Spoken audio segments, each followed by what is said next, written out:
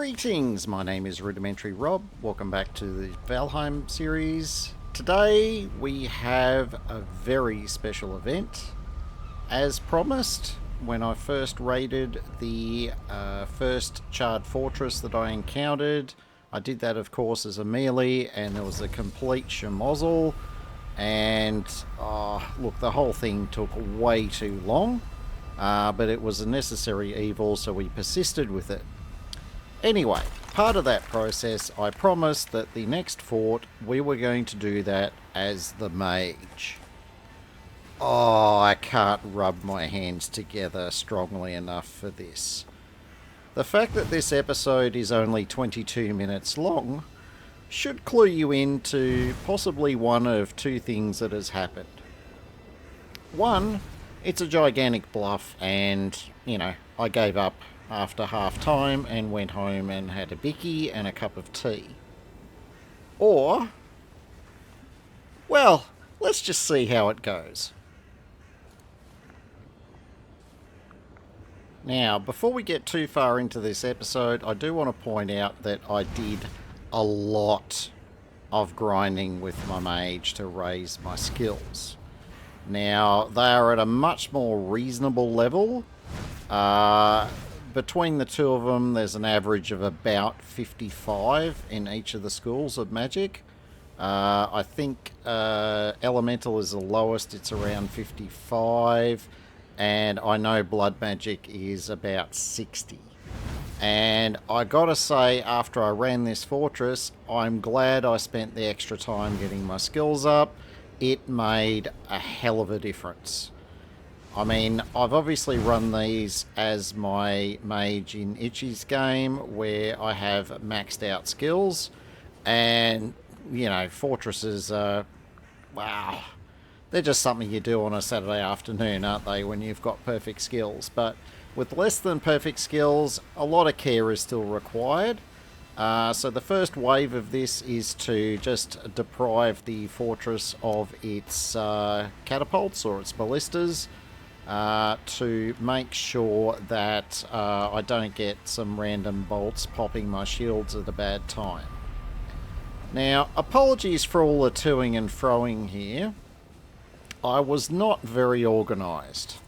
I was very organised with my mage gear, but I pretty much forgot everything else. So I was constantly going back and forth, back and forth, back and forth. I've chopped all of those, but the rest of the episode around the actual raiding of the fortress, there's no cuts in it at all. I haven't sped up a single minute of the footage for any of the combat. So, feeling confident yet? I know I am.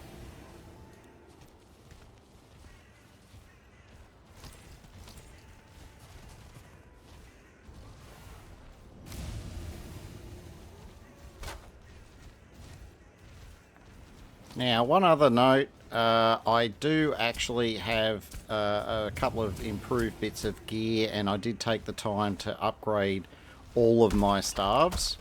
So I am hitting quite a bit harder than I was previously, not to mention due to skills, but also just having the better gear. And my Ida regeneration is a bit better too, because I've got all of the Embler set at this stage. So we're looking at quite an upgrade in gear. I can't remember, I think I might have a level or two to add to the Embler when I get some spare, mats. But so it's not perfect, but it's pretty good.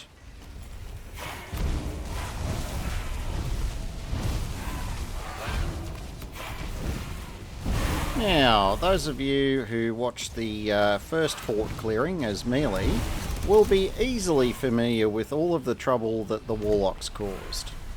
Well, as the mage, I don't have to get up close and personal with the warlocks. I can destroy them at a safe distance from underneath my shield bubble at whatever speed I deem appropriate. And look at them evaporate. And all of that fire and all of that chaos and none of them are left standing, and I haven't even broken a sweat yet. Oh, don't worry, that isn't the best of it. Oh yes, I've got some other surprises up my sleeves.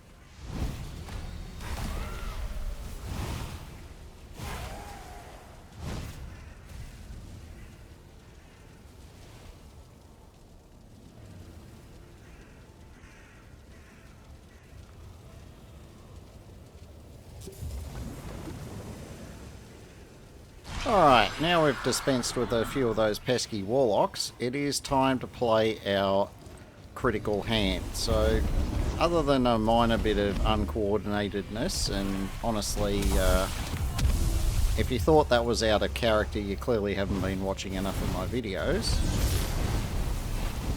But anyway, we've had another warlock get summoned within the fortress, so we're going to delete that one as well. Clear up any of the extra spawns, and then go ahead with our push into the fortress.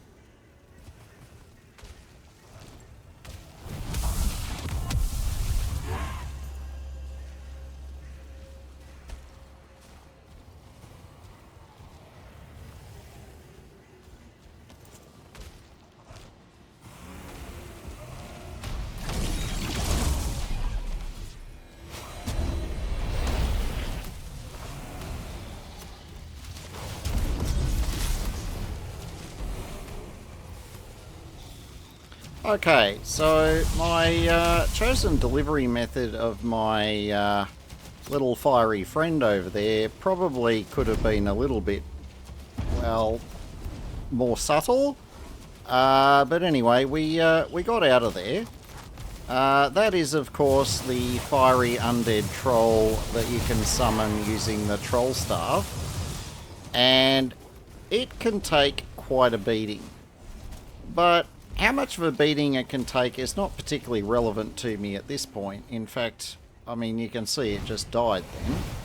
But the main reason I had it summoned was to A, destroy whatever it could, B, keep some of the critters busy while I, you know, mop up the extras in the background and take care of the other spawner.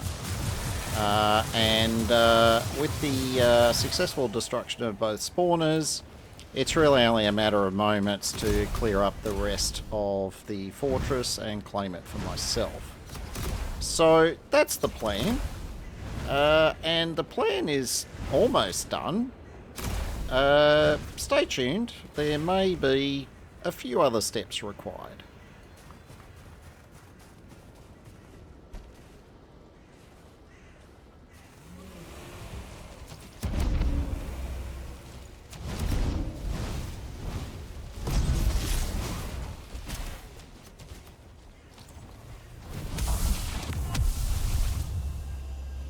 Yeah, I was kind of hoping that the undead troll had taken out that spawner, but apparently he was not successful.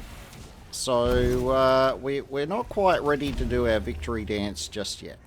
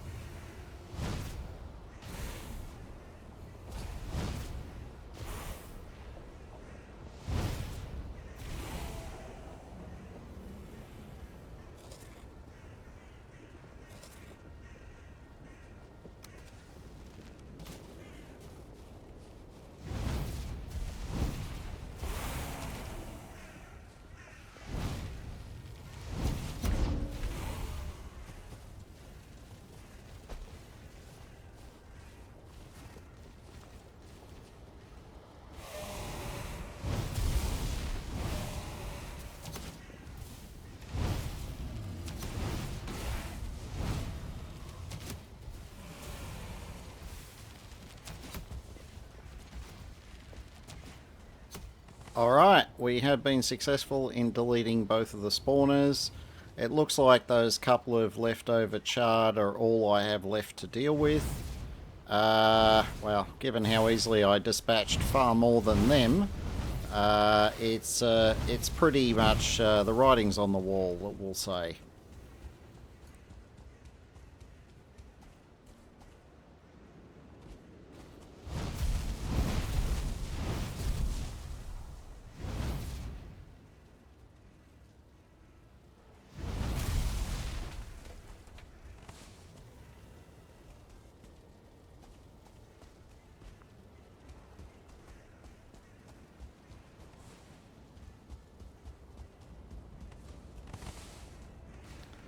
Alright, welcome to my fortress number 2. I have successfully evicted all of the tenants into the next life, and it is just up to us now to unlock and take advantage of all of the spoils of victory.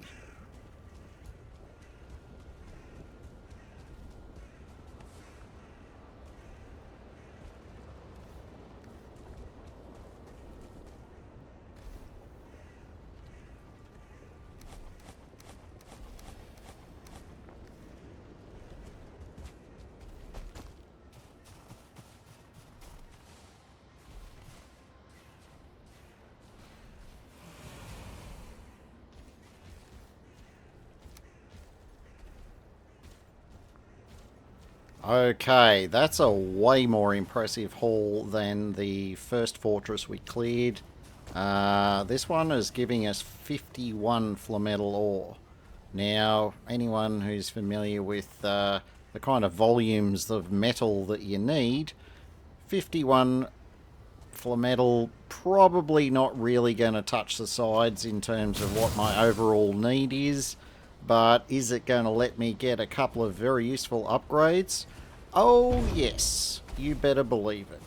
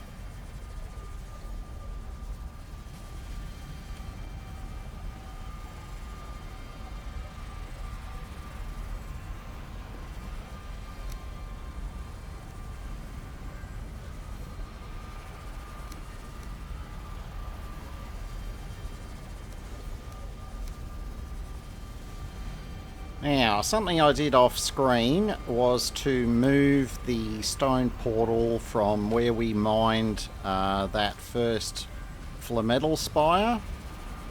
We moved the stone portal up to here and just left the mats for it in that chest. We've now picked that up, and we're going to get that portal set up along with the shield generator inside the fortress, where it is of course going to be very safe.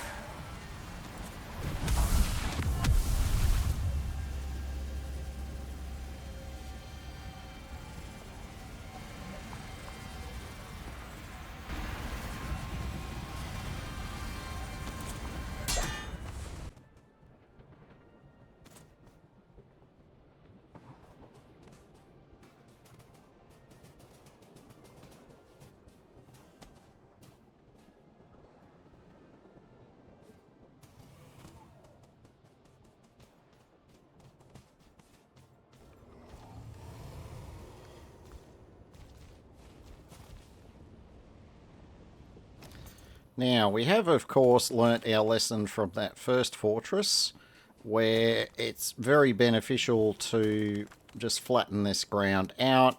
It gives us a nice level place to set up the battering ram when it comes time. And also, subsequently, I can use this to set the stone portal on, or whatever it is that, happens to take my fancy. Now, you might be wondering, how am I able to raise the terrain if I don't have a workbench? Well, surprisingly, to me as well, that workbench I dropped originally to raise the terrain to jump over the wall, yeah, it actually survived. So, hooray for that workbench.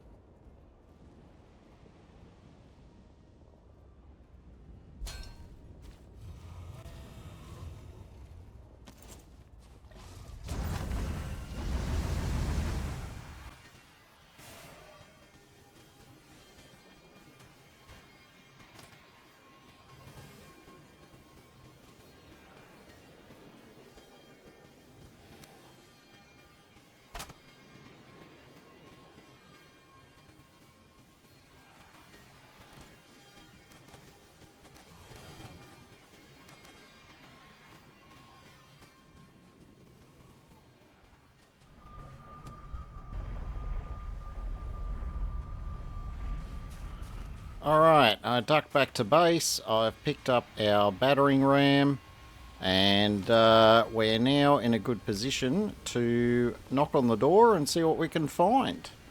I guess I should call this thing the Door Knocker Mark IV, or is that just, is that a step too far?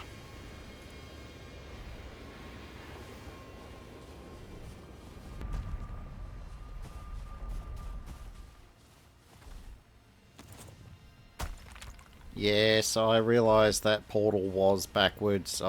It was bugging me, so I'm now just turning it around so I can actually, come out of the portal facing in the right direction for a change. And we've also now got some wood, so we can fire up the battering ram and get this show on the road.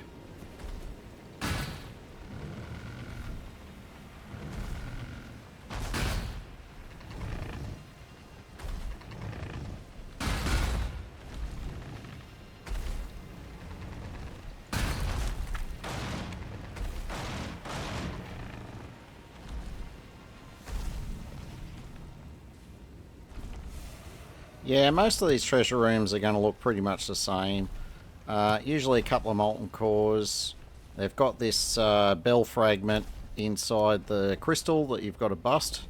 And then an assortment of fortress-style loot that you can get out of the chest.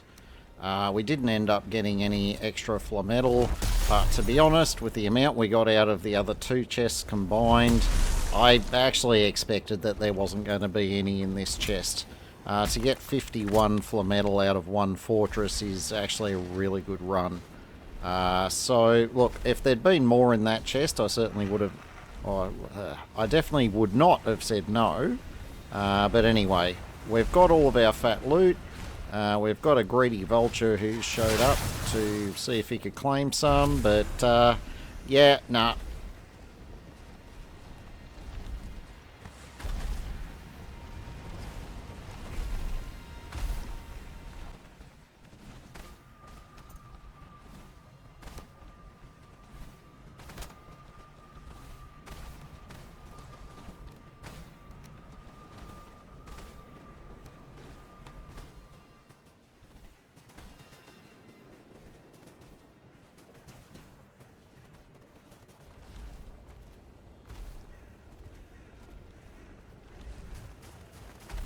Alright, there's clearly a bit more of a clean-up and a bit more organisation required, so I decided I was going to do the rest of that off camera, including, you know, moving the shield generator into the central structure and, you know, tidy up the bench positions and just get everything a little bit safer than the way it is at the moment.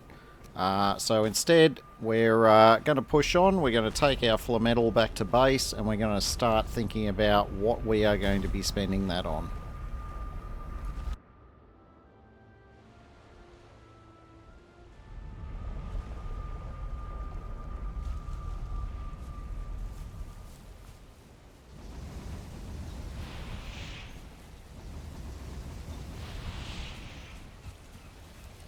I'm not a big cliffhanger kind of guy, but I decided that I needed a bit of time off camera to work out what I was going to use the Flametal for, so I'm going to wrap the episode up here. If you've enjoyed it, make sure you remember to give me a thumbs up and to subscribe if you haven't already done so. In the meantime, my name is Rudimentary Rob. Thank you very much for watching and have yourself an absolutely fantastic day.